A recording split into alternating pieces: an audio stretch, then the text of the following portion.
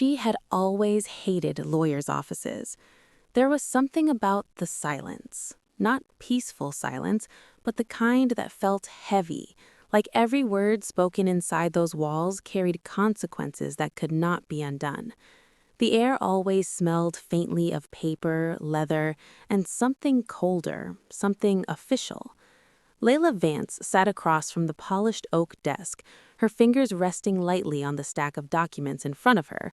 Her posture was straight, composed, almost too composed for someone who had just lost her father 3 weeks ago. Grief had not come the way she expected. No dramatic breakdowns, no uncontrollable sobbing, just a quiet numbness, like the world had dimmed slightly and refused to brighten again. "I know this is a difficult time," the lawyer said gently, adjusting his glasses as he slid another sheet toward her. "Your father's estate was fairly organized, which makes this process smoother. These are standard inheritance confirmations." Layla nodded without really hearing him. Her father had always been meticulous, everything labeled, everything filed, even his emotions, she sometimes thought. She picked up the pen. One signature, then another. Her name flowed automatically across the pages. Years of signing documents at work had turned it into muscle memory. She barely needed to look anymore. But then, her hand paused. Something felt off. It was subtle, a flicker of awareness, a small disturbance in the fog that had surrounded her for weeks. Her eyes moved back to the previous page. Slowly, carefully, she leaned forward. "I'm sorry," she said quietly. "Can I see that page again?" "Of course."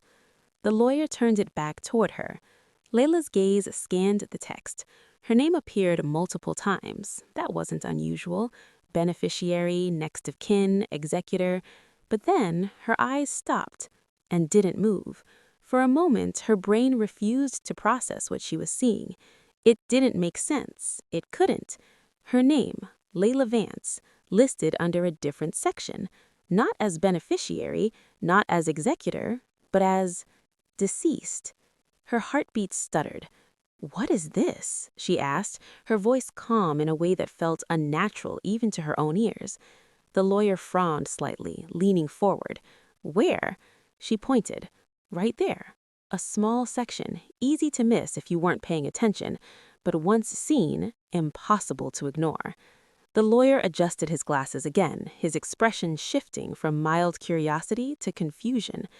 "That doesn't seem right," he murmured. "This isn't part of your father's estate documentation." Layla didn't blink. "If it's not part of his estate, then why is it in my file?" A silence stretched between them, the kind of silence that grows teeth. "I'll need to check where this came from," the lawyer said, already flipping through the documents, his movements sharper now. "This may have been included by mistake." Mistake. The word echoed in her mind, but something deep inside her, something instinctive, rejected it immediately. This wasn't a mistake. She knew that before he even finished speaking. "Can I take a photo of it?" The lawyer hesitated for half a second, then nodded. "Yes, that's fine." Layla picked up her phone. Her hands were steady, too steady. She snapped a clear picture of the page, then another, and another. Zoomed in on the section, on her name, on the word beside it, deceased. She lowered her phone slowly. "Continue," she said. The lawyer looked at her, surprised by her composure, but didn't question it. They finished the paperwork. She signed everything, listened to explanations, nodded when appropriate. But her mind was no longer in that room. It was somewhere else entirely, connecting dots that hadn't even fully formed yet. That evening, she sat alone in her car. The engine was off. The world outside moved normally. People walking, cars passing, life continuing. But inside the car, everything had shifted. She opened her phone, pulled up the photo, zoomed in again. Deceased. Her name. A mistake? No. There was only one person who had access to her personal documents, one person who handled anything remotely official in their household, one person who slowly, over the years, had positioned himself as the one who takes care of everything. Marcus, her husband. Her jaw tightened. Her breathing remained slow, controlled. This wasn't panic. This wasn't shock. This was something colder, more precise. If this was what she thought it was, then it wasn't just betrayal. It was planning. And if he was planning, then she needed to be smarter than him. Not louder, not emotional, smarter. Layla locked her phone, started the engine, and drove home. Marcus was in the kitchen when she walked in, cooking. That alone almost made her laugh. He rarely cooked. "Hey," he said casually, not even turning around at first. "You're late. Everything okay at the lawyer's office?" Layla watched him. Every movement, every detail, the relaxed posture, the easy tone, the complete absence of concern. "I'm fine," she said. He turned then, smiling briefly. "Good, dinner's almost ready." She nodded, set her bag down, took off her coat. Normal. Everything had to be normal, for now. She stepped into the kitchen, leaning lightly against the counter. "What are you making?" "Pasta. Figured you haven't been eating properly lately." Concern. Care. The perfect husband. She almost admired it. "Thank you," she said softly. He smiled again. If she didn't know, if she hadn't seen that document, she would have believed him completely. That night, she didn't confront him. She didn't ask questions. She didn't even hint that anything was wrong. Instead, she waited and watched. Marcus fell asleep quickly, as he always did. Layla lay beside him, eyes open in the darkness, her mind working, step by step. If he had put her down as deceased somewhere, then it meant one thing: money, insurance. There had to be a policy, and if there was a policy, there would be a beneficiary. She slowly slipped out of bed, careful not to wake him, her movements silent, practiced. She walked into the living room, opened her laptop, and began searching. 2 hours later, she found it, a life insurance policy, taken out 6 months ago. Her name, Layla Vance. Status, deceased. Her fingers hovered over the trackpad, then moved, scrolling, scrolling, until she reached the bottom, beneficiary. Her breath didn't change, her expression didn't shift, but something inside her hardened. Not Marcus. No, that would have been too simple, too obvious. The beneficiary was listed as Elena Cross. Layla stared at the name. Unknown, unfamiliar, but not for long. Another search, another click, another layer peeled back. And then, there she was, a woman in her early 30s, blonde, smiling, social media full of luxury dinners, weekend trips, carefully curated photos, and in one of them, Marcus, in the background, hand on her waist, close, too close. Layla weaned back slowly. Everything clicked into place.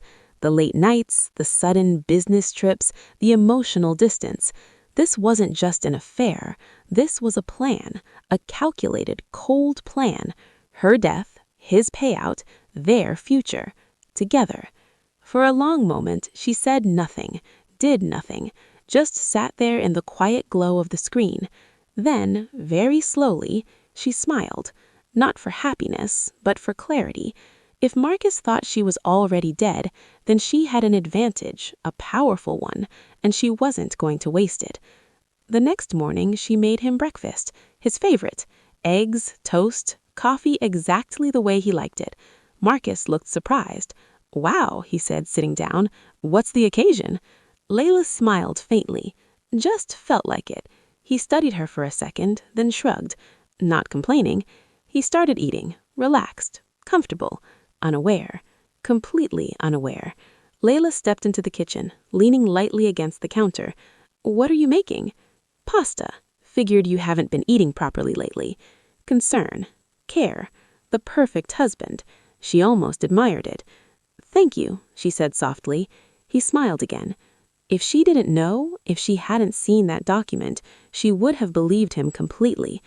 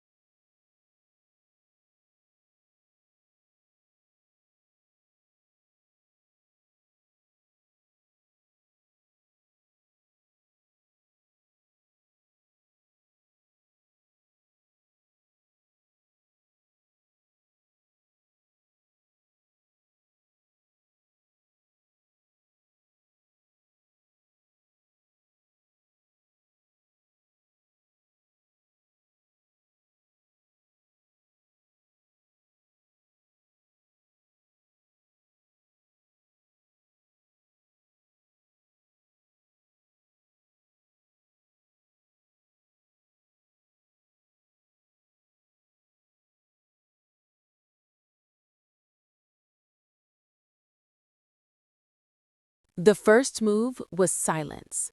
Not weakness, not hesitation. Strategy. Layla went to work like any other day. She answered emails, attended meetings, reviewed reports. To anyone watching, she was the same composed, efficient woman she had always been. But behind that calm surface, everything was shifting. At lunch, instead of sitting with her colleagues, she stepped outside and made a call. Her voice was steady. "Hello, I'd like to report a potential case of insurance fraud." There was a pause on the other end. "Can you provide more details, ma'am?" "I believe someone has taken out a life insurance policy in my name and listed me as deceased." Silence. Then the tone on the line changed completely. "Are you safe right now?" Layla glanced through the glass window behind her. Her coworkers laughed over coffee. Cars moved lazily on the street. "Yes," she said, "for now." "All right, I'm going to connect you with an investigator. Please don't confront anyone involved until we've reviewed the case." "I won't." And she meant it. 2 days later, she sat in a different office, smaller, less polished than the lawyer's, but far more serious.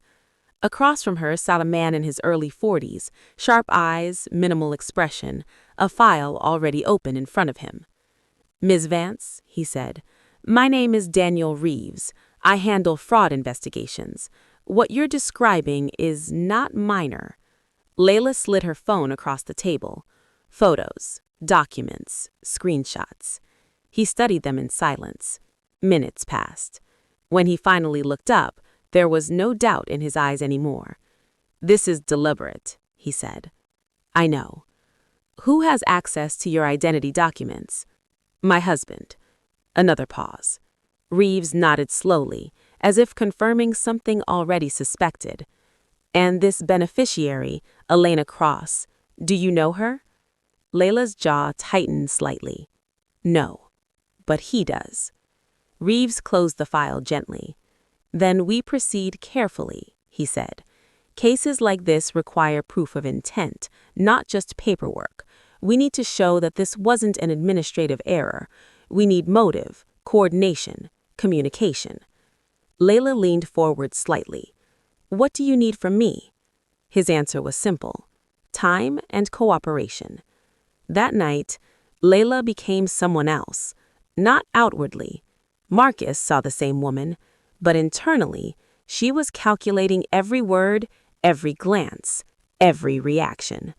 She started noticing things she had ignored before. His phone, always face down. His sudden need to step outside for calls. The way he smiled at messages and then quickly erased the expression. Patterns. Tiny details. But they built a picture. And Layla was patient. Very patient. A week passed. Then came the first crack. Marcus left his laptop open. It was rare. He was usually careful. But people get comfortable. Careless. Layla sat on the couch, scrolling her phone. Waiting. Listening. The shower was running, water hitting tile. He wouldn't be out for at least 10 minutes. Slowly, she stood, walked to the table, opened the laptop. No hesitation, no panic, just precision. Email. Inbox. Most of it was normal. Work, bills, spam. Then a folder. Hidden. Not labeled clearly, just a string of numbers. Layla clicked it. And there it was. Dozens of emails, all from the same contact, Elena. Her chest didn't tighten. Her breathing didn't change. She simply read, "We're close. Just need everything finalized." "Are you sure she won't find out?" "She won't. Trust me. After this, we're free." Free. The word sat heavily on the screen. Layla took out her phone. Photos. Every email, every timestamp, every line. Then one message, the most recent. "Once the claim is approved, we can leave immediately. No more hiding." Layla stared at it for a long moment, then quietly closed the laptop, returned to the couch, exactly as she had been. Seconds later, the shower stopped. Marcus walked out, towel around his neck, completely unaware that his entire plan had just been exposed. "You okay?" he asked casually. Layla looked up and smiled faintly. "Yeah, just tired." That night, she sent everything to Reeves. Every file, every screenshot, every piece of evidence. His reply came within minutes. "This is enough to move forward." 3 days later, Reeves called her again. "We're setting a trap," he said. Layla didn't react immediately. "What kind of trap?" "We'll push the insurance company to process part of the claim, not fully, but enough to force action from them." Them. Not just Marcus, Elena too. "They'll think it's working," Reeves continued, "and when people think they've won, they get sloppy." Layla's fingers tightened slightly around the phone. "What do I need to do?" "Act normal. Completely normal. Let him believe everything is on track." She nodded. "I can do that." And she did. Perfectly. Days turned into another week. Marcus grew lighter, happier, more relaxed. He started humming again, started sleeping better, even joked at dinner. Layla watched it all. Every moment, every false expression, every lie wrapped in casual conversation. Until finally, the moment came. It was a Friday evening. Marcus walked in with a smile she hadn't seen in months. "Good news," he said, tossing his keys on the table. Layla looked up from the couch. "Oh?" "Work stuff," he said quickly. "Looks like I might have to travel next week." "Travel?" "Of course." Layla tilted her head slightly. "For how long?" "Not sure. Maybe a few days." She nodded slowly. "That's great." He smiled wider. "Yeah, it is." Later that night, while he slept, her phone buzzed. A message from Reeves. "It's happening. Partial claim initiated. They've taken the bait." Layla stared at the screen. Her pulse steady. Everything was aligning. The next morning, Marcus was different. Nervous, checking his phone constantly, stepping outside for calls.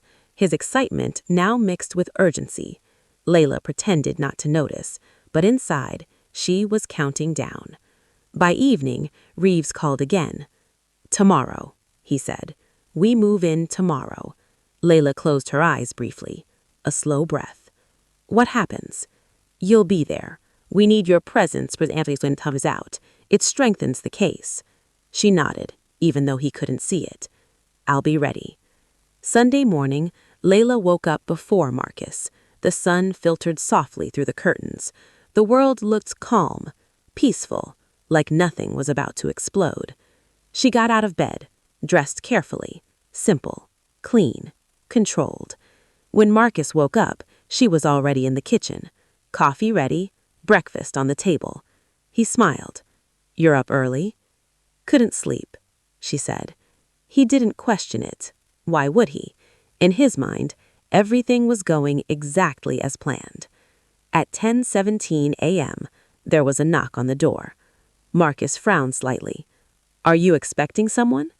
Layla looked at him, and for the first time, there was something different in her eyes. Calm, but sharp. "No," she said quietly. Another knock, stronger this time. Marcus walked toward the door, opened it, and froze. 2 men, 1 woman. Badges. "Mr. Marcus Vance?" one of them asked, his voice steady, official. Marcus blinked. "Yes? Yes? We need to speak with you regarding an ongoing insurance fraud investigation." Silence. Heavy. Instant. Marcus's face drained of color. What are you talking about?" Behind him, Layla stepped forward slowly, her voice calm, cold, precise. "You can start with how I died," she said. Marcus turned, slowly. His eyes met hers. And in that moment, everything shattered. Marcus didn't speak. For a few seconds, he couldn't. His mouth opened slightly, but no words came out. His eyes moved between the officers and Layla, as if trying to understand how a reality he thought was sealed and finished had suddenly come undone. "This has to be a mistake," he said finally, his voice uneven. "There's some kind of misunderstanding." The lead investigator stepped forward. "There's no misunderstanding," he said calmly. "We have documentation of a life insurance policy filed under your wife's name, listing her as deceased. We also have evidence of communication suggesting intent to claim that policy fraudulently." Marcus shook his head quickly. "No, no, that's not. I didn't." "You didn't?" Layla's voice cut through his panic. It wasn't loud. It didn't need to be. He looked at her again, and this time he saw it. Not grief, not confusion, not the quiet, distant woman he thought he had been manipulating for months. He saw clarity, control, and something far more dangerous: awareness. "You read it," he whispered. Layla held his gaze. "Yes," she said, "I read it." Silence swallowed the room. The second investigator stepped inside, holding a folder. "We're going to need you to come with us, Mr. Vance." Marcus took a step back. "This is insane," he said, louder now. "You're basing this on emails? Anyone could fake that. This doesn't prove anything." The investigator opened the folder. "It's not just emails," he said. "We have timestamps, IP logs, policy records, and confirmation from the insurance provider.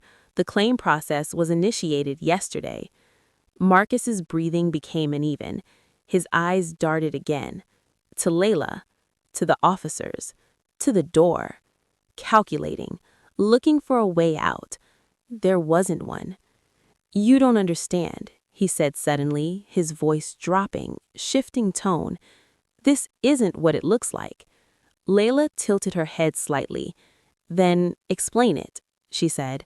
For a moment, it looked like he might try to twist it, reshape it, turn it into something else. But then, something broke. His shoulders dropped, his face changed, and the truth came out. "I was going to fix it. It wasn't supposed to go like this." Layla didn't move. "What?" "The money," he said. "We needed it. You were drowning in work, everything was falling apart. I thought I could solve it." Layla let out a soft breath. "You were going to solve it by killing me." "I didn't say that," he snapped. "You didn't have to." The room went still again. The third officer spoke this time. "Where is Alina Cross?" Marcus froze, just for a fraction of a second. But it was enough. "We know she's involved. We'd prefer if you cooperated." Marcus's eyes closed briefly. When they opened, there was no more pretending. "She's at the hotel," he said quietly. 2 hours later, Layla stood in the hallway of a quiet hotel. The carpet muted every step. The air smelled faintly of artificial freshness. Room 214. The door in front of her. Behind it, the woman who had been planning her future, using Layla's death as the foundation. Reeves stood beside her. "You don't have to go in," he said. Layla looked straight ahead. "Yes," she said, "I do." The door opened. One of the officers stepped inside first. Then, Layla followed. Elena Cross was sitting on the edge of the bed, phone in hand, half smiling at something on the screen. She looked up, and everything changed. The color drained from her face instantly. The phone slipped from her fingers. It hit the floor with a soft thud. "No," she whispered. Her eyes locked onto Layla, wide, unbelieving. "That's not possible." Layla stepped forward slowly, each step measured, deliberate. "You look disappointed," she said calmly. Elena shook her head, backing up slightly. No, that's not. I didn't." Marcus said, "What?" Layla asked. "That it was handled, that everything was taken care of." Layla let out a soft breath. "You were going to handle it by killing me." "I didn't say that," she snapped. "You didn't have to." The room went still again. The third officer spoke this time. "Where is Elena Cross?" Elena froze, just for a fraction of a second, but it was enough. We know she's involved. We'd prefer if you cooperated. Elena's eyes closed briefly. When they opened, there was no more pretending. She's at the hotel, he said quietly. Hours later, it was over. Statements taken, evidence secured, arrests made. The plan destroyed.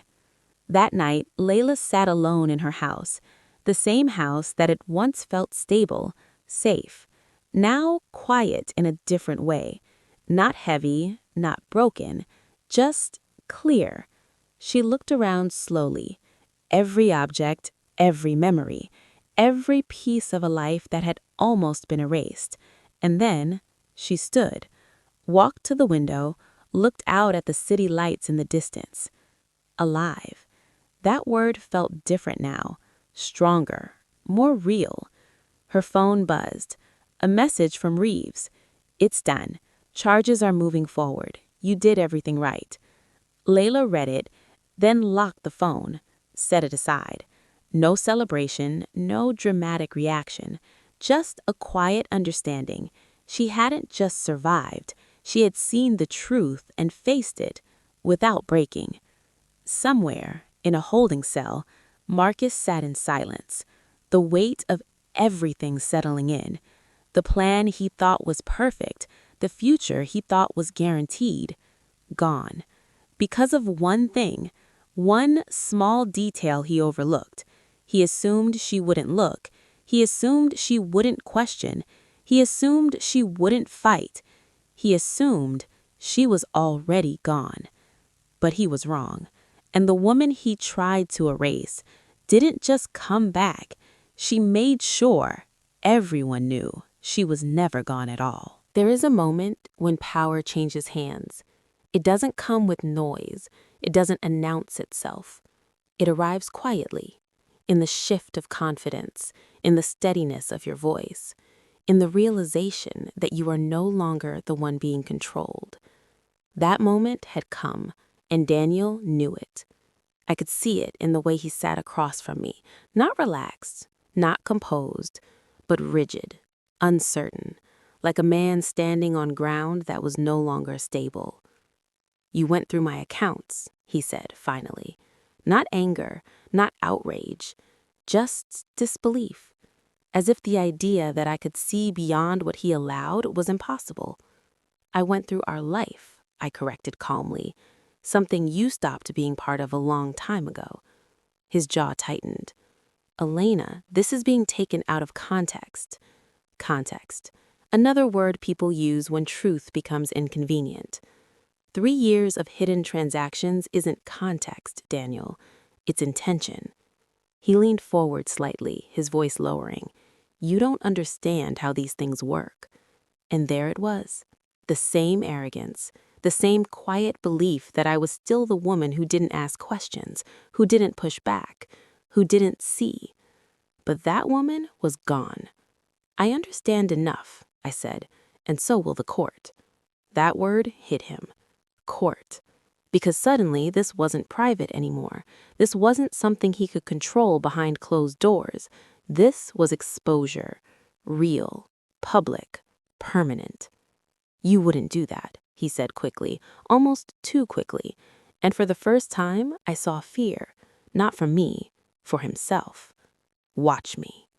Silence fell between us again, but this time it felt different. Heavier, like something had already ended and we were just sitting in the aftermath. You'll destroy everything, he said, his voice quieter now, almost desperate. I held his gaze. You already did. And that was the truth. Not revenge, not anger, just truth. The legal battle didn't take long to ignite, because once truth enters the room, it refuses to leave quietly. Laura moved fast, faster than I expected. Documents filed, evidence prepared, every hidden piece of Daniel's life laid out with precision. There was no chaos, no guessing, just strategy. Calculated, sharp, unforgiving. This isn't just divorce anymore, she told me one morning. This is exposure. And exposure is something people like Daniel fear more than loss, because money can be rebuilt. Reputation rarely survives. The courtroom was colder than I imagined, not in temperature, but in feeling. It wasn't a place for emotions, it was a place for truth. And truth doesn't care how you feel about it. Daniel sat across the room, perfect suit, perfect posture, trying to hold on to an image that was already cracking. Rachel was there too, sitting behind him, confused, uncertain, like someone who had stepped into a story she didn't fully understand. And maybe, for the first time, she was starting to see it. The judge entered, the room shifted, and just like that, it began. Laura stood first, confident, controlled, every word measured. She didn't rush, she didn't dramatize, she simply presented facts, one by one, like placing stones that slowly built an unbreakable wall. Financial records, hidden accounts, timeline inconsistencies, each piece clearer than the last. And with every word, I watched Daniel, the small changes, the tightening of his jaw, the way his fingers pressed slightly harder against the table, the way his confidence slipped, not all at once, but enough to see. Then came the moment, the one that changed everything. The court would like to present Exhibit 14, Laura said calmly. The email, the one with the attachment, the mistake. It was displayed clearly, impossible to ignore, impossible to deny. The room went still, and for a second, even the air felt heavier. Daniel's lawyer stood quickly. Objection. But it didn't matter, because some evidence doesn't need defense. It speaks before anyone else can. Overruled. One word, and everything collapsed. I didn't look at Daniel immediately. I didn't need to, because I already knew what I would see. The end. Not dramatic, not loud, but final. And then something unexpected happened. Rachel stood up, not dramatically, not angrily, but slowly, like someone waking up from a long illusion. She looked at the screen, at the evidence, at the man she thought she knew, and then she looked at him. Is this true? Her voice wasn't loud, but it didn't need to be, because truth doesn't require volume. It requires courage. Daniel didn't answer right away, because there was no answer that could fix this, no explanation that could undo what had already been exposed. Rachel, sit down, his lawyer whispered urgently. But she didn't, because this wasn't about the case anymore. This was about reality, and she was finally seeing it. Is this true? She repeated, this time stronger, more certain. And in that moment, I saw it. The exact same realization I had gone through. The breaking point. The understanding that everything you believed was a lie. Daniel looked at her, then away, and that was enough, because silence can be louder than any confession. Rachel stepped back slowly, shaking her head, not in anger, but in disbelief. And then she walked out. No scene, no shouting, just exit. Because sometimes leaving is the loudest thing you can do. I didn't feel satisfaction watching that. I didn't feel victory, because this wasn't about her. It never was. She was just another chapter in a story built on lies, and now she was free from it too. The rest of the hearing moved quickly after that, because once truth is exposed, there's not much left to argue. The outcome wasn't immediate, but it was inevitable, and everyone in that room knew it, especially Daniel. Outside the courtroom, the world looked the same. People walked by, cars moved, life continued, as if nothing had happened. But for me, everything had changed, not because I had won, but because I had taken something back. Myself. Daniel approached me before leaving, not confident, not controlled, just human, for the first time in years. Elena. I turned slightly, waiting. I didn't think, he started, but stopped, because whatever he was going to say didn't matter anymore. You didn't think I'd fight, I finished for him. He didn't deny it. I nodded slowly. That was your mistake. And then I walked away, not looking back, not because I was angry, but because I was done. But this wasn't the end, because rebuilding is a different kind of battle, and my story was just getting started. There is a strange silence that follows the end of a storm, not the kind that feels empty, but the kind that feels earned, like the world itself is pausing, giving you space to breathe again, for the first time in years. I woke up one morning and there was no weight on my chest, no tension in my thoughts, no invisible pressure telling me to be something I wasn't. Just quiet. Just me. And for a moment, I didn't recognize that feeling because I had spent so much of my life surviving. I had forgotten what it felt like to simply exist. The court's final decision came weeks later, but by then, it didn't control me anymore because I had already won in the ways that mattered. Still, when the ruling was read, it felt like closure, clear, undeniable, final. Daniel lost more than the case. He lost his credibility, his hidden accounts exposed, his reputation damaged beyond repair. The life he had carefully constructed collapsed under the weight of his own choices. And me?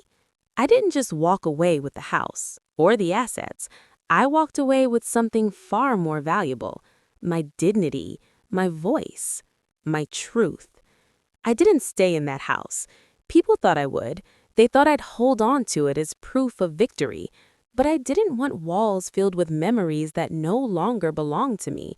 So I sold it, quietly, without attachment. Because strength isn't about holding on. Sometimes it's about knowing when to let go. I moved to a smaller place. Nothing extravagant, nothing designed to impress anyone. Just a space that felt like mine. For the first time in decades, every decision I made was mine.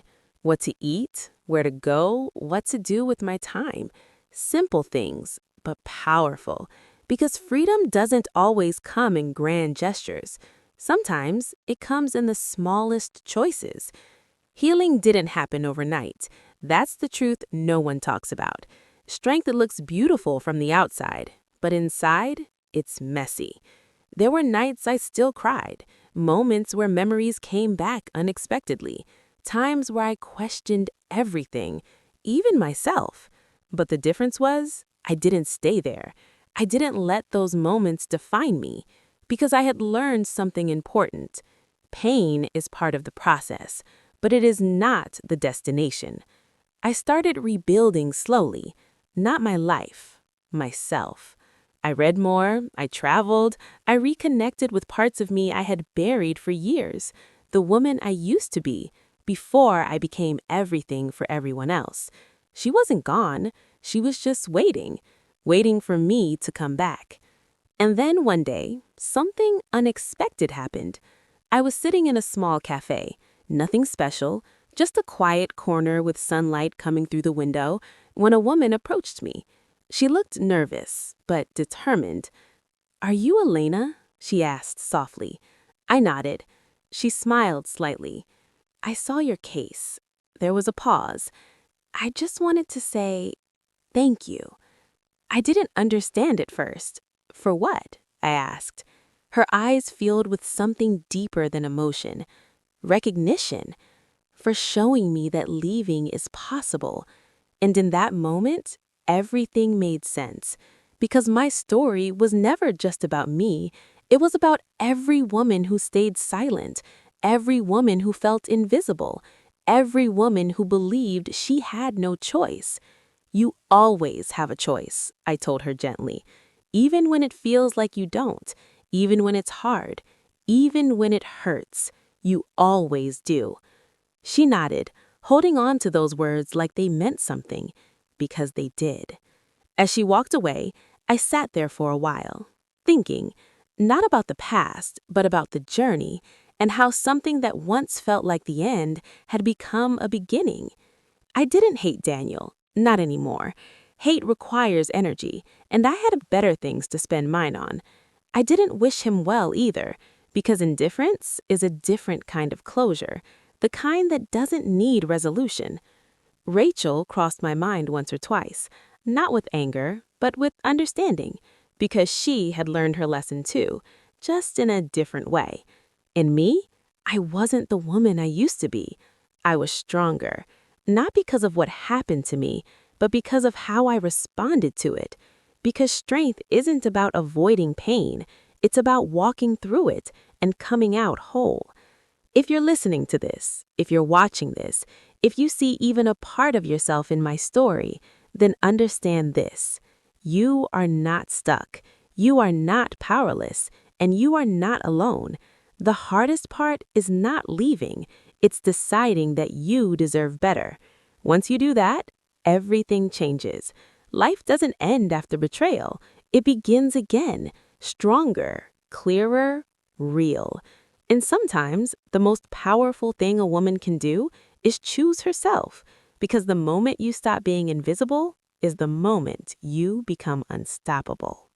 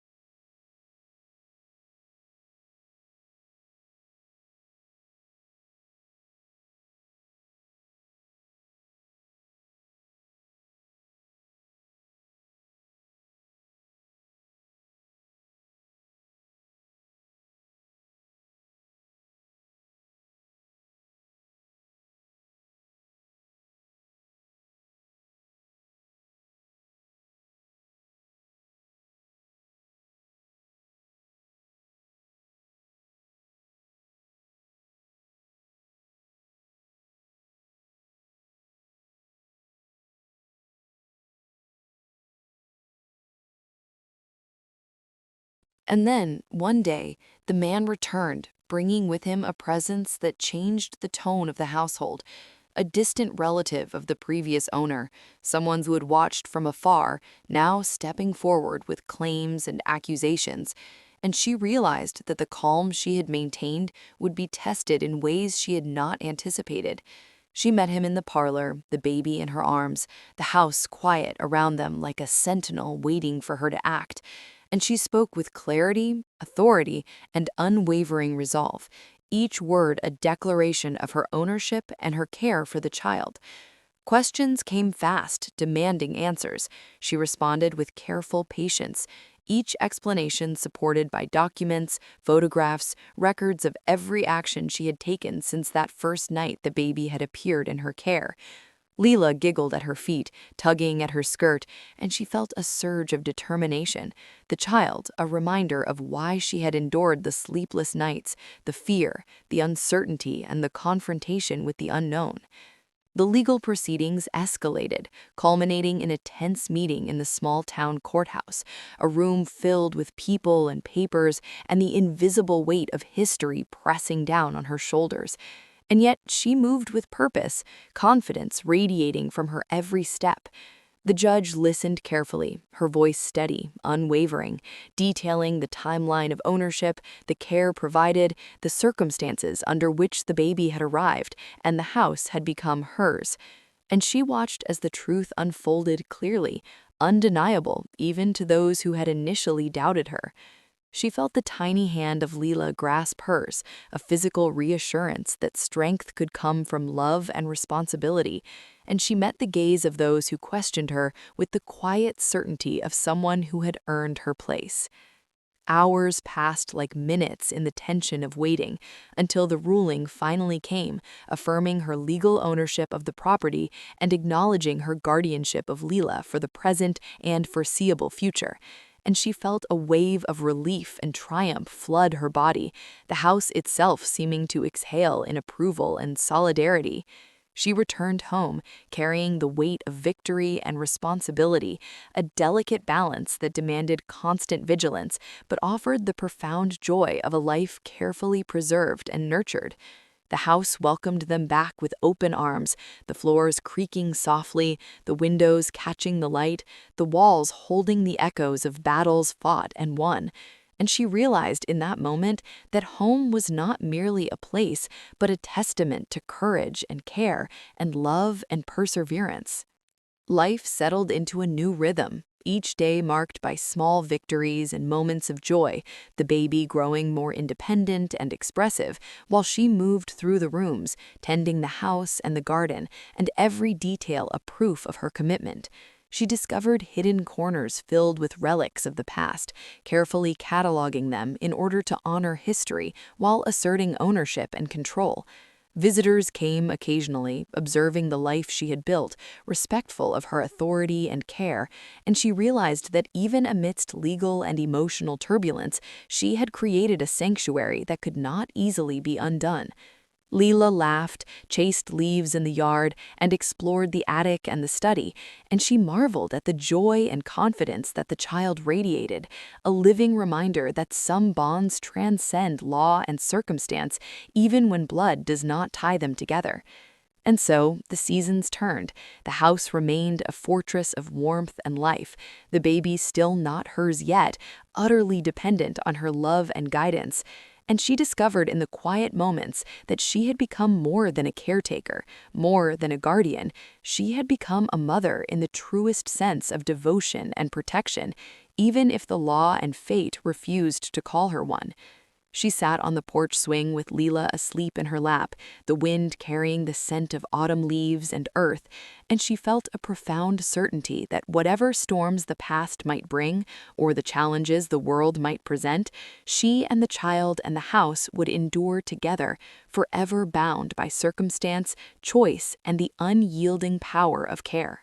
The days after the ruling were quieter, though never entirely free of tension, the weight of what had been resolved still pressing in subtle ways on her shoulders and in the hush of the house.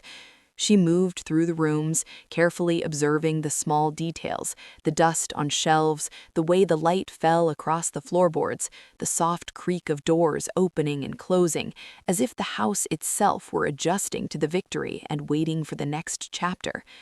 Leela toddled at her side, exploring freely, the freedom granted by her safety, her laughter spilling through the rooms, a constant reminder of why she had endured every trial, every moment of uncertainty, every sleepless night. She felt a fierce protectiveness swell in her chest, knowing that the child's happiness and security depended entirely on her vigilance and care, and that the house was both their refuge and their shield. She began to explore the garden again, clearing away debris, planting flowers and vegetables, letting her hands dig into the earth, feeling a connection to the life she nurtured, both in the soil and in the tiny heartbeat that pressed against her chest. Each seed planted, each bloom that appeared, a reflection of her perseverance and a small triumph over the fear and doubt that had once threatened to consume her. Visitors came occasionally, observing the life she had built, respectful of her authority and care, and she realized that even amidst legal and emotional turbulence, she had created a sanctuary that could not easily be undone. Leela laughed, chased leaves in the yard, and explored the attic and the study, and she marveled at the joy and confidence that the child radiated, a living reminder that some bonds transcend law and circumstance, even when blood does not tie them together. And so, the seasons turned.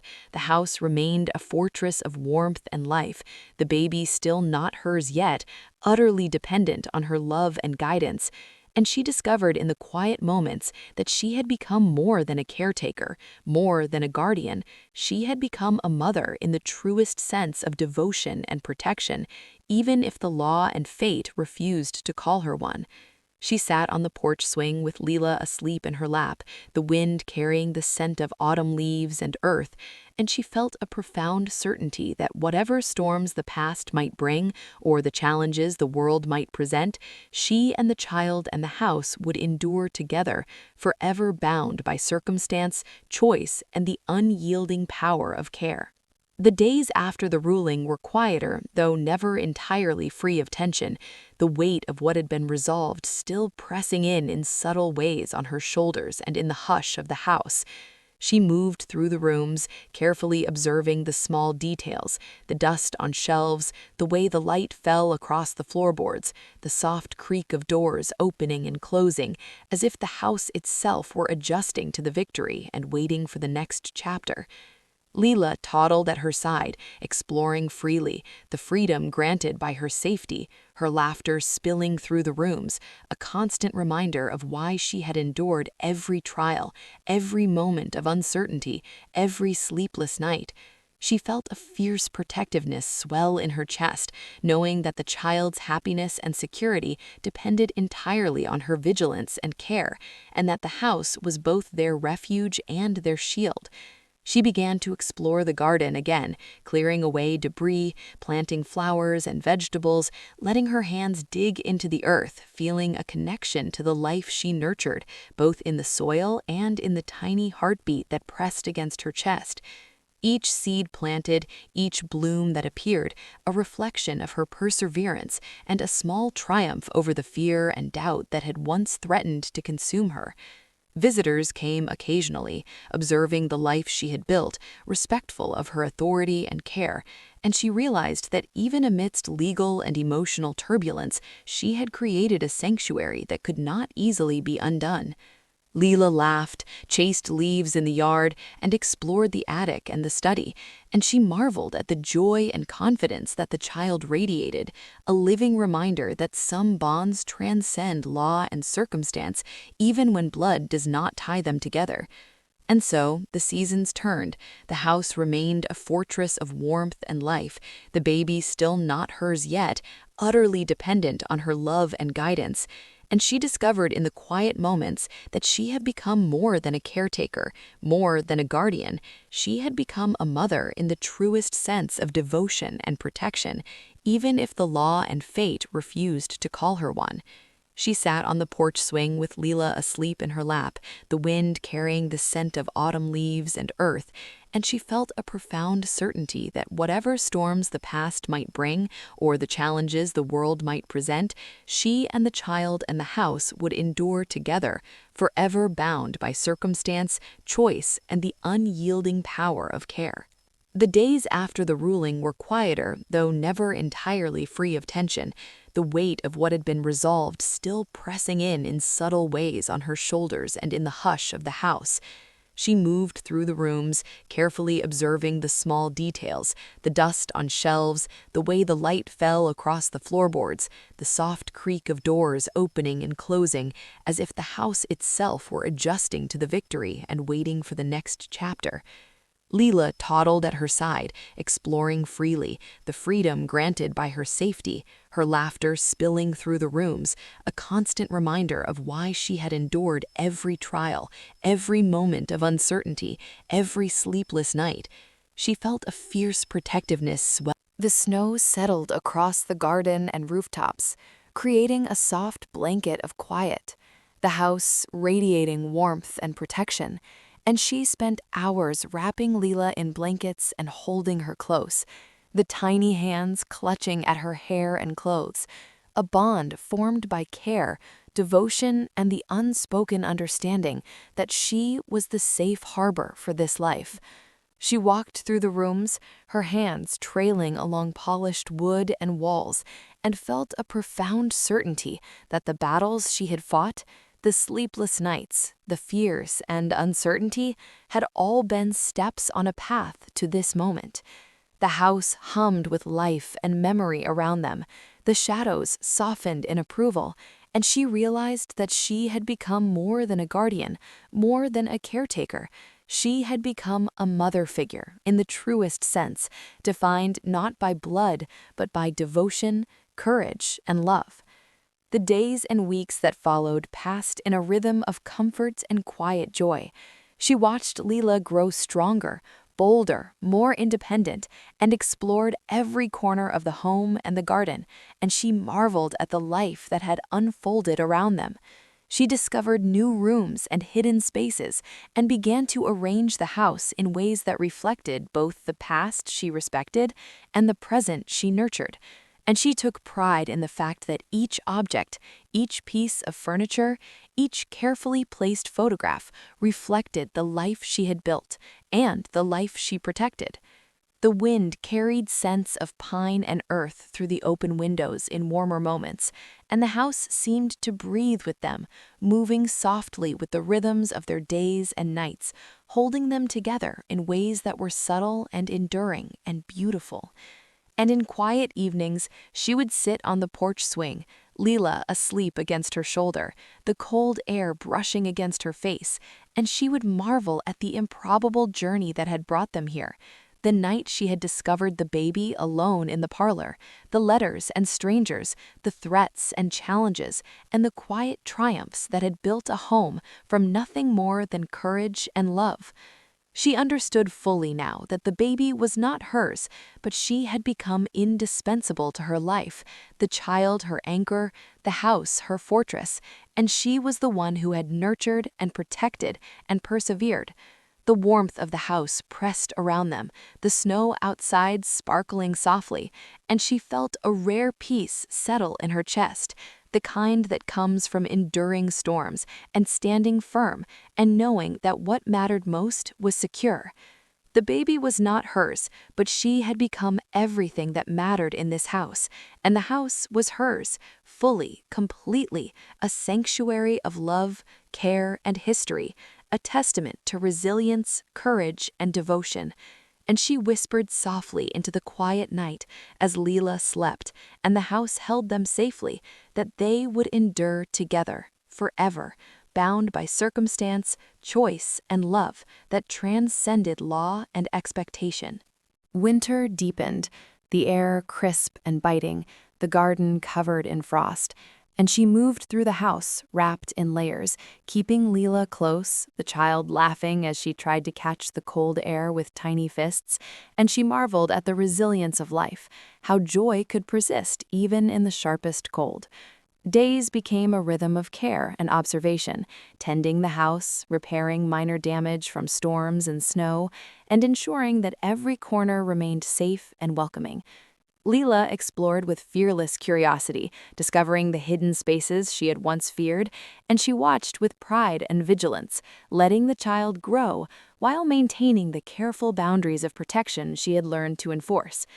Letters and inquiries from distant relatives slowed their pace, but never entirely ceased, a quiet reminder that the past had long shadows, yet she had grown adept at navigating their presence with calm and authority.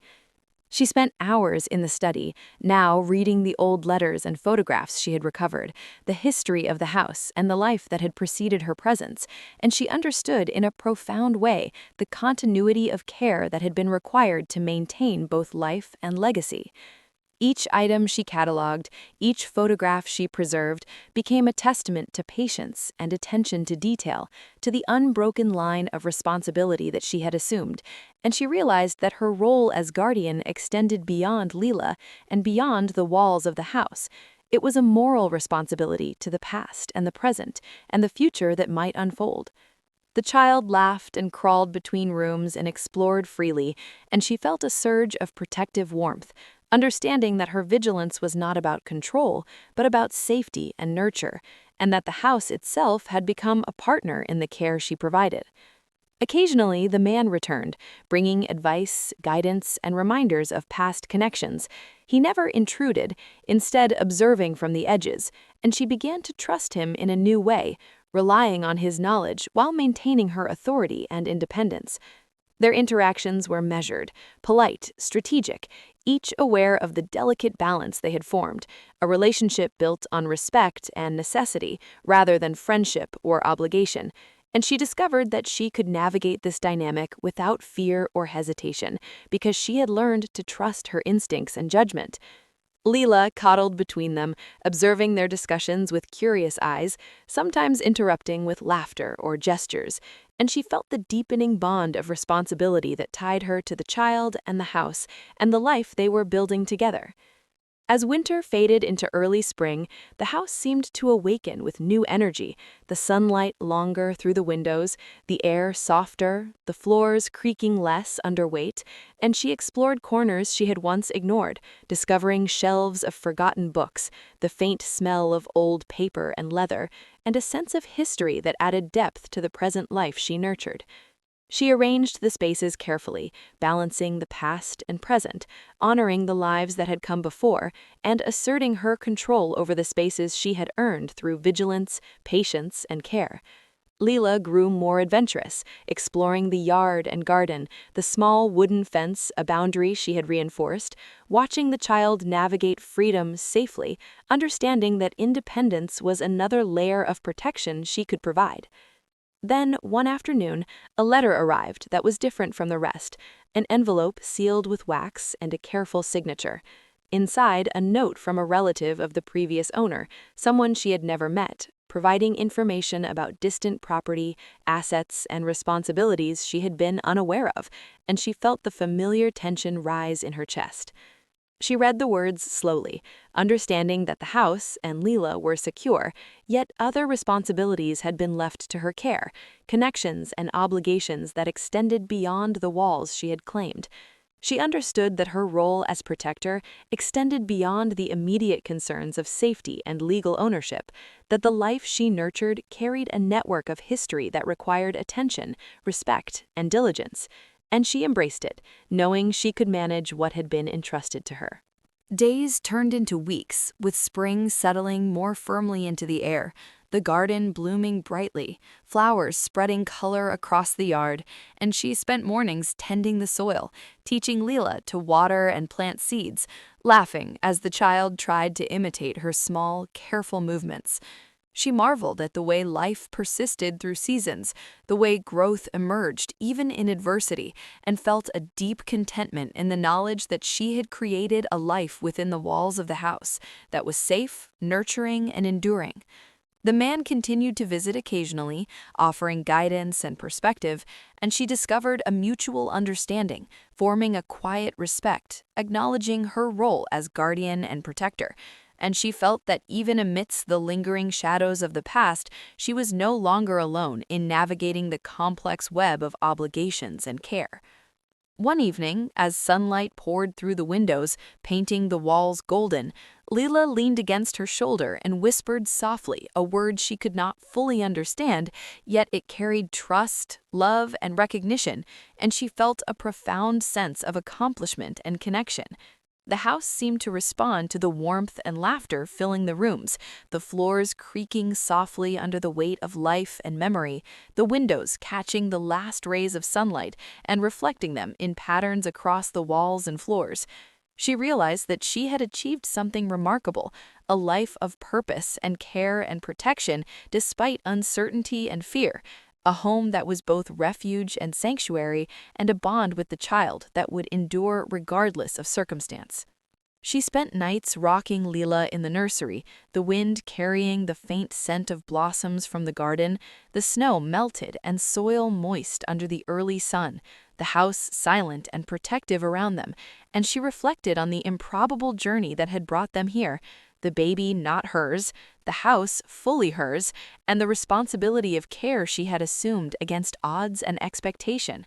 She understood that love and devotion were stronger than blood ties and legal claims, stronger than fear and uncertainty, and she felt a quiet pride in the life she had nurtured and the home she had preserved.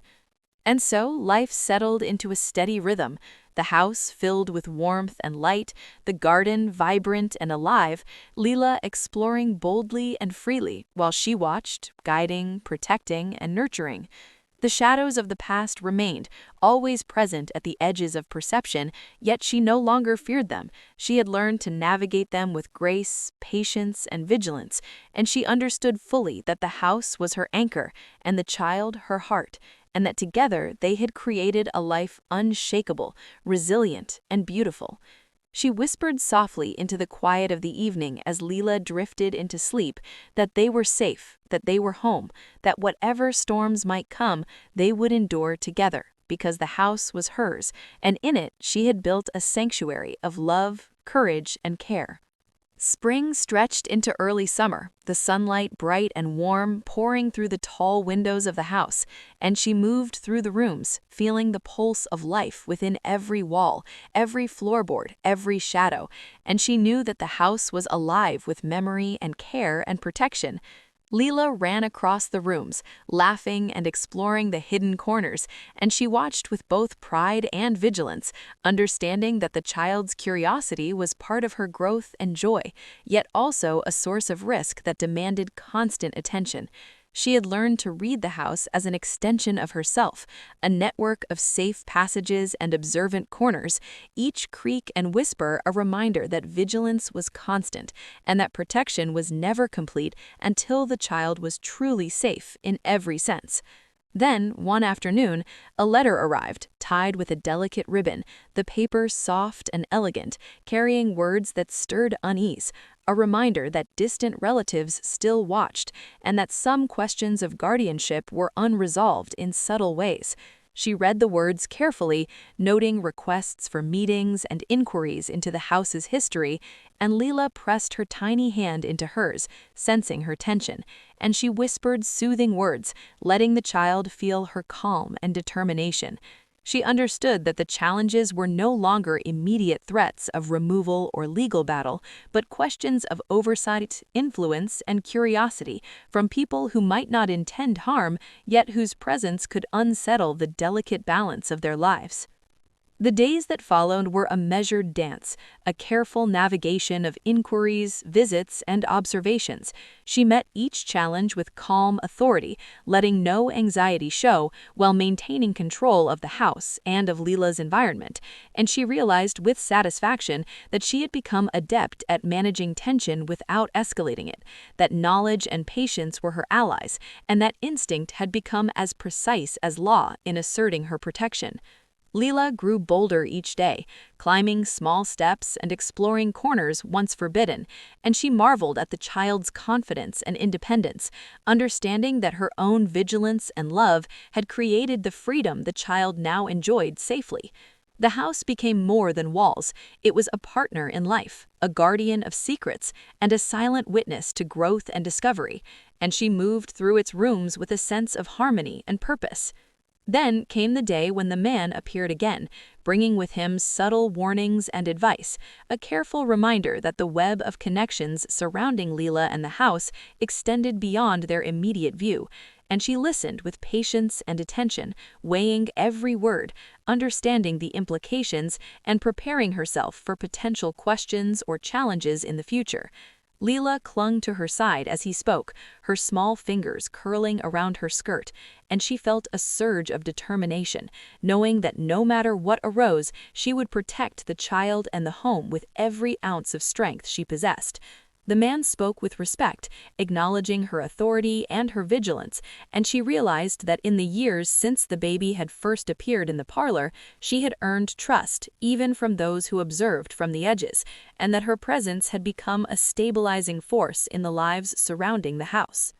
The garden bloomed in waves of color, early summer flowers reaching for the sun, while vegetables and herbs thrived in carefully tended soil, and she spent hours teaching Leela to water and plant, to observe and care, and the child's delight in discovery filled the house with light and movement and joy. She marveled at how life persisted and flourished even through the trials of law and uncertainty, and realized that every moment of care she had given the baby and the house was reflected in the vitality surrounding them and the confidence growing in the child.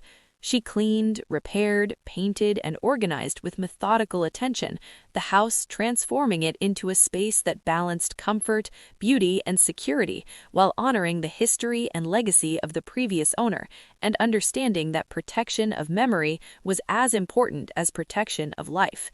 Occasionally, letters arrived, subtly questioning her choices, her care, her attention to the house and child, and she responded with precision, clarity, and calm, letting her knowledge and patience guide the correspondence, and she discovered that confidence was the most effective shield, and that careful stewardship of words and deeds maintained peace more effectively than confrontation.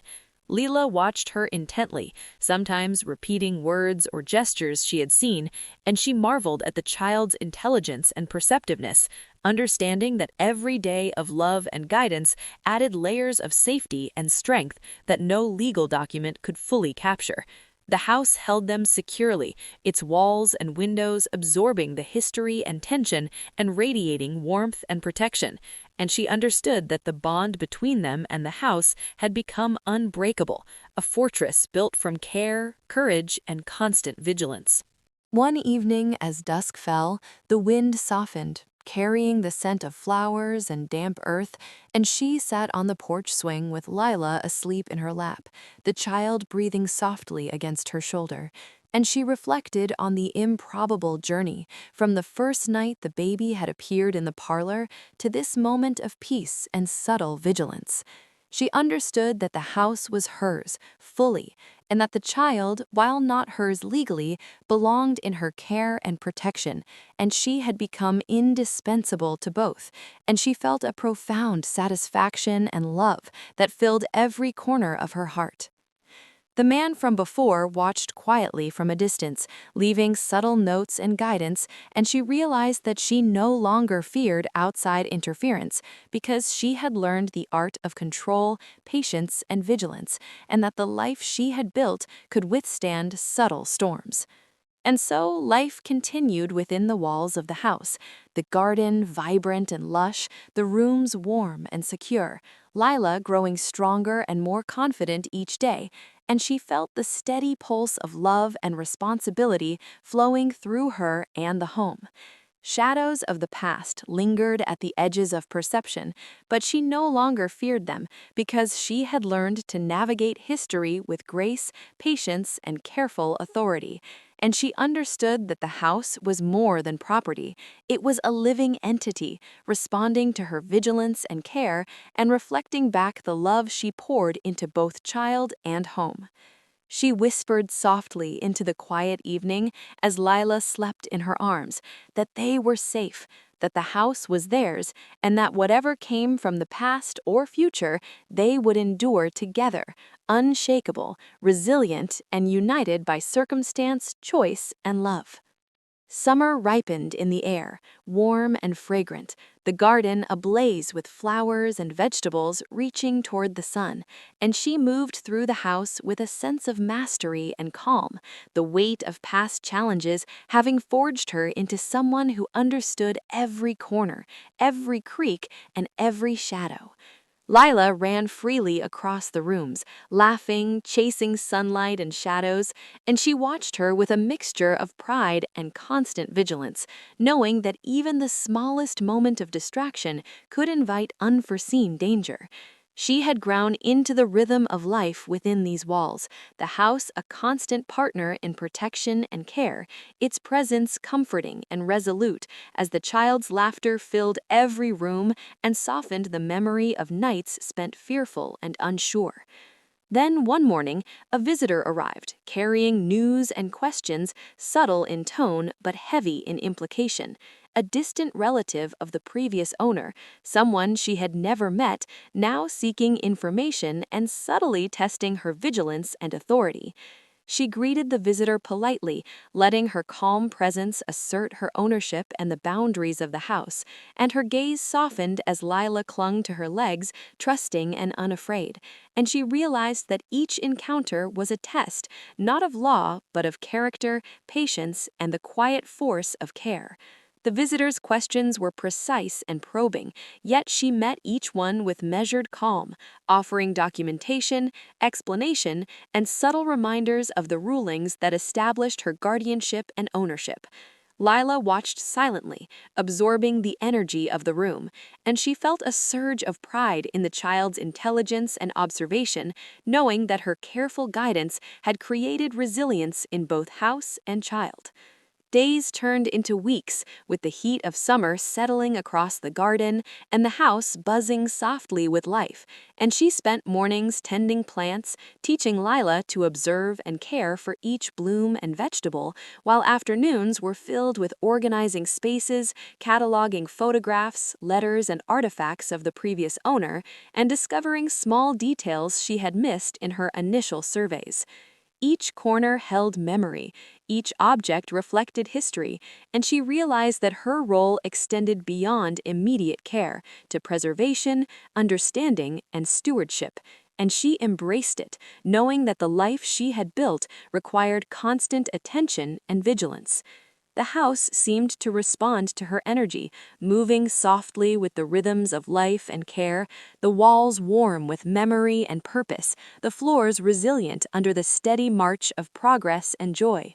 One evening, shadows shifted in a way that made her pause, the air tense with anticipation, and she discovered a small hidden compartment in the study, a section of wall she had overlooked before, containing letters and notes that revealed secrets about the previous owner and Lila's early life unknown to anyone, and she realized that even after months of vigilance, history still held surprises.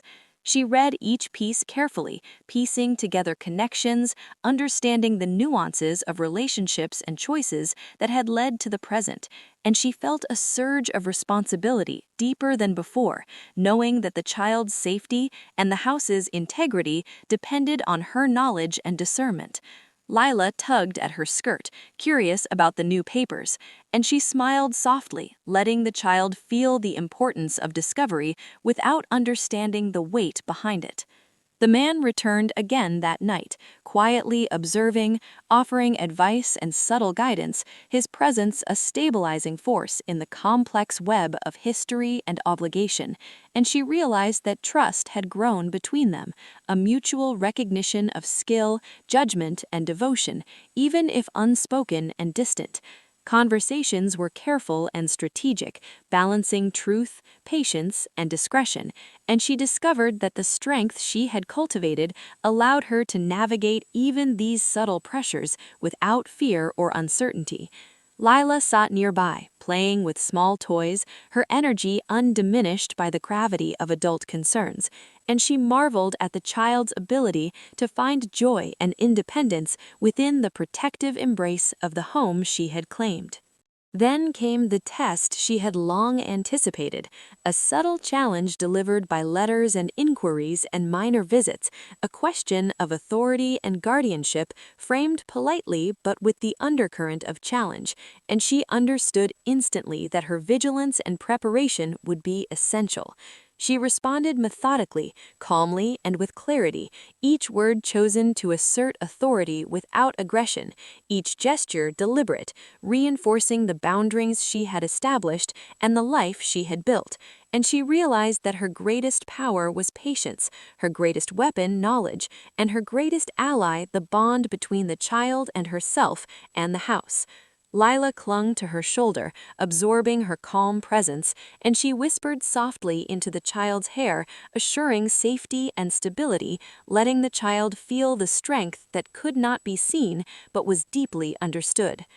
Summer matured, the garden blossoming fully, and the house thrummed with life, the windows catching sunlight, the walls radiating warmth and protection, and she walked through every room, inspecting and adjusting, ensuring that every detail reflected care, history, and vigilance. Each day she watched Lila grow stronger, independent, more confident, and she marveled at the way the child's energy filled the home with a life that could not be challenged by law or threat, and she understood fully that the home and the child had become inseparable parts of her existence.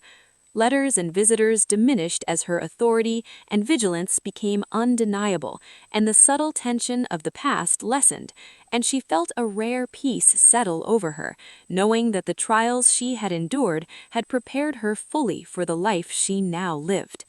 And so life continued with the house and the child and herself intertwined, inseparable, the past acknowledged, respected, but no longer threatening, the present a rhythm of care, love, and vigilance established, and she discovered the profound satisfaction of endurance, the power of careful attention, and the quiet triumph of persistence. She watched Lila sleep in the nursery, her tiny fingers curling around blankets, the light catching the child's hair and reflecting across the polished floors and walls, and she felt the weight and joy of responsibility deep and unshakable. The house held them safely, the past held them gently, and the future stretched ahead full of possibility and promise. And she whispered into the quiet night that whatever came, they would endure together, that the baby was not hers, but the life she protected was hers entirely, and the house was hers fully, and that was enough. The heat of late summer settled over the house, the air thick with the scent of blossoms and sun-warmed wood, and she moved through the rooms, aware of every sound, every movement, the creak of floorboards, the soft hum of the wind through the trees, the tiny footsteps of Leela chasing shadows and light. The house had become more than walls and rooms. It was a partner in vigilance, a silent witness to the life she had built, and she felt its presence as keenly as she felt the child pressed against her hip or the wind brushing through her hair. Leela had grown more independent and daring, climbing small steps and discovering hidden corners, and she watched the child with careful pride, knowing that each tiny adventure was a test of her guidance and the boundaries she had carefully established. Then one afternoon, a letter arrived with no return address, the paper worn and edges frayed, the ink slightly smudged as if handled many times before, and she felt the familiar tension rise in her chest, the weight of history pressing against her, and Leela tugging at her skirt, sensing unease. She opened it carefully, her hands steady, and read the words slowly, the letter revealing a distant secret, a detail about the previous owner's life she had never known, an event or connection that explained parts of Leela's past and hinted at decisions made long before she had arrived. She realized instantly that this knowledge carried both risk and power, that understanding the past fully was as necessary as protecting the present, and she tucked the letter safely into her pocket, planning to consider it carefully before acting.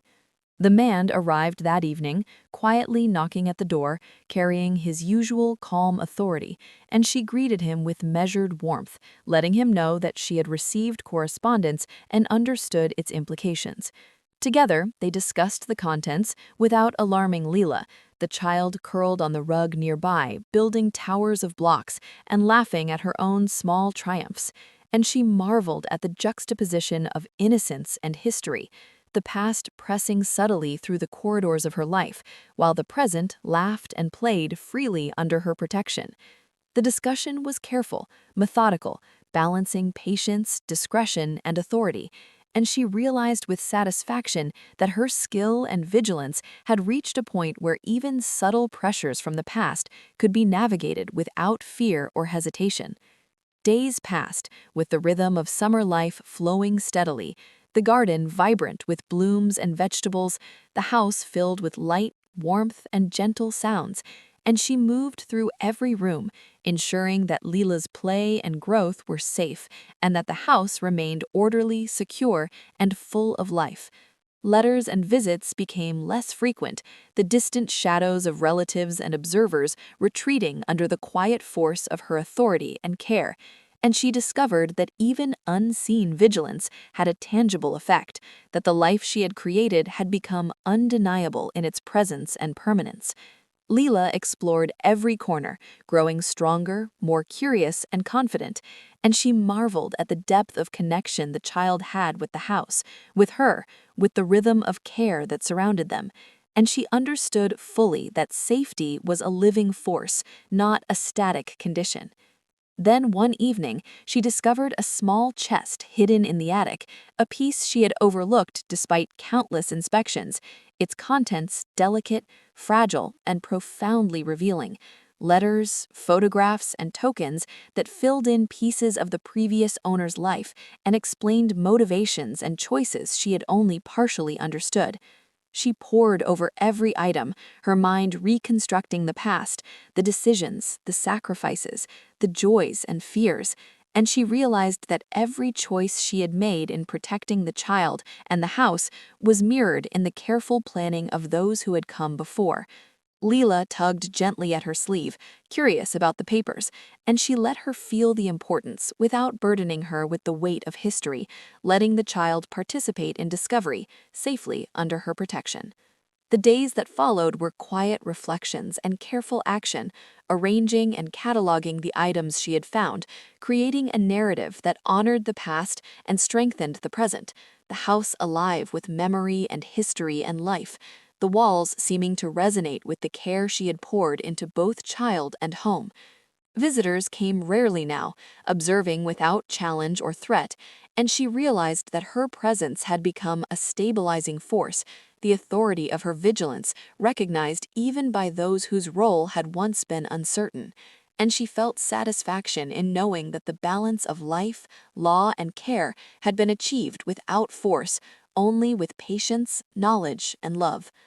As summer waned, the golden light through the windows casting long shadows across polished floors, she sat on the porch swing, Leela asleep in her lap, the garden alive with the late summer scent of earth and blossoms, and she reflected on the improbable journey from the night the baby had appeared alone in the parlor to this evening of calm and quiet triumph. She understood fully that the baby was not hers legally, yet in every sense that mattered, the child belonged to her care and devotion, and that the house was hers completely, a fortress of protection, memory, and nurture, and she felt the deep satisfaction that comes from endurance, vigilance, and love. The wind carried the faint scent of blossoms across the porch and through open windows, the house humming softly with life, and she whispered into the quiet night that they were safe, that the baby was not hers, but her heart was entirely hers, and that the house was theirs completely, a sanctuary of love, courage, and devotion that would endure beyond all shadows of the past. Autumn arrived slowly, the air crisp and golden, the garden soft with fallen leaves, and she moved through the house with a sense of calm mastery, the rhythm of life within every corner, every shadow, every floorboard, flowing steadily and assuredly. Leela ran freely through the rooms, chasing light and leaves, and she watched her with pride and quiet vigilance, understanding that the child's joy was the truest reflection of the care she had given and the home she had preserved. The house hummed with memory and life, its walls warm with the echoes of past and present, the floors resilient under small feet and steady hands, and she realized fully that the bond between them had become unbreakable, a network of trust, love, and vigilance that no challenge could undo. She spent mornings in the garden, teaching Leela the names of flowers and herbs, letting her plant seeds in carefully tended soil, the child laughing at the dirt on her hands and face, and she marveled at the simple joy of life flourishing under careful attention. Each bloom, each green sprout reflected the effort, patience, and love she had poured into both child and home. The house hummed with subtle creaks and echoes, as if acknowledging the life that filled its rooms and halls. She cataloged photographs, letters, and artifacts with precision, understanding that preserving memory was as vital as nurturing growth, and she realized that the house had become more than walls. It was a living testament to endurance, courage, and devotion, and she had become the custodian of its legacy. Occasionally, letters arrived from distant relatives, curious observers whose presence had once threatened tension, now respectful of her authority and discretion, and she met each with patience, calm, and clarity, reinforcing boundaries while offering measured insight. Leela listened with wide eyes, sometimes repeating phrases or gestures she had observed, and she felt a surge of pride in her perception and intelligence, knowing that vigilance had nurtured independence and confidence without fear. The man appeared quietly, sometimes offering advice, guidance, or subtle observations, and she welcomed him with calm assurance, recognizing that trust had grown between them, a bond of mutual respect born of careful stewardship and understanding of the delicate threads that connected past and present. Then, one late afternoon, as sunlight filtered through the tall windows, the child discovered a small hidden compartment in the nursery that she had overlooked, a cluster of letters, photographs, and trinkets, revealing final fragments of the previous owner's life, decisions, choices, and hopes, and she read each carefully, piecing together the last pieces of the puzzle and understanding fully the path that had brought the child to her care. Leela watched curiously, pulling gently at her skirt, and she smiled softly, letting the child feel discovery without burdening her with the weight of history, letting the child participate in discovery, safely under her protection. The days that followed were quiet celebrations of life in the house, the garden bright with late autumn colors, the rooms warm and filled with light, the air carrying scents of earth, blossoms, and wood, and she moved through the home attentive to details small and large, ensuring that every space reflected care, safety, and love. Leela explored boldly, confidently, laughing at new discoveries, and she marveled at the depth of connection the child had with the house, with her, with the rhythm of care that surrounded them, and she understood fully that care and love had created more than a home. They had created a sanctuary, a life, a legacy that would endure beyond all trials, shadows, and uncertainties. One evening, she sat on the porch swing, Leela asleep in her lap, the golden light casting long patterns across the garden and walls, and she reflected on the journey from the night the baby had appeared alone in the parlor to this moment of calm triumph. She understood fully that the baby was not hers legally, yet in every sense that mattered, the child belonged to her care and love, and that the house was hers completely,